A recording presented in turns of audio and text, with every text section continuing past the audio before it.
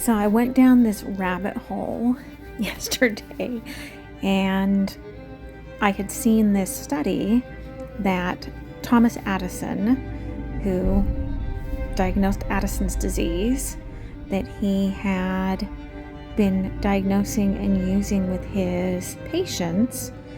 He was giving them adrenal gland and lots of salt for their fatigue.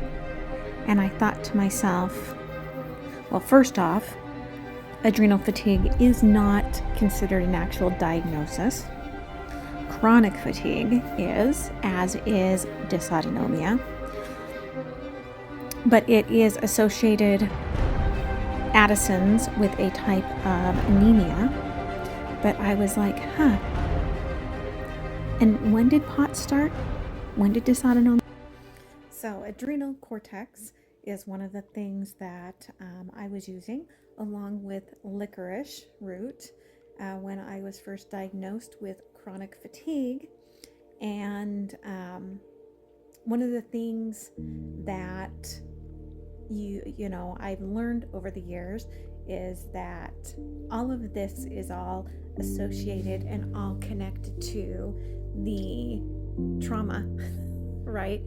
Like trauma that comes from either the complex PTSD,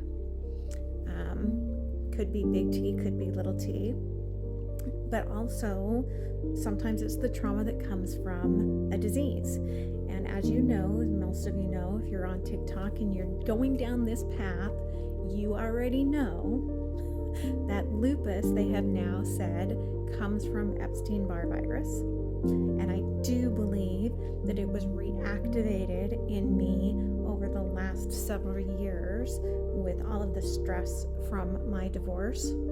And that's why my lupus antibodies showed up. But I was diagnosed all the way back in 2016 with chronic fatigue. And I had 10 years where my iron levels, my ferritin, was a 7. And so I had 6 iron infusions last year, and I had 7 iron infusions the year before. One of the things that we know that trauma and anxiety and all of these things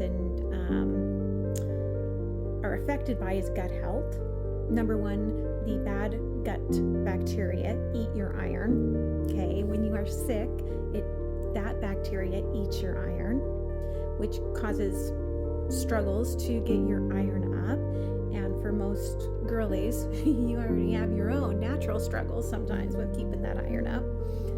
And so one of the things that I found out about that I will share in another video that's different is there are ways you can actually like ingest what they call, it's almost like what I call like the iron security guards.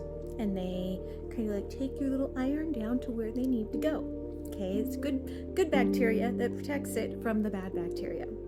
But regardless, one of the things that my naturopathic doctor told me was, well, you should make sure that you're using salt or almond tea, something like that, to help with your fatigue. And I'm like, how come in the 1850s we already knew that all of this was overlapping?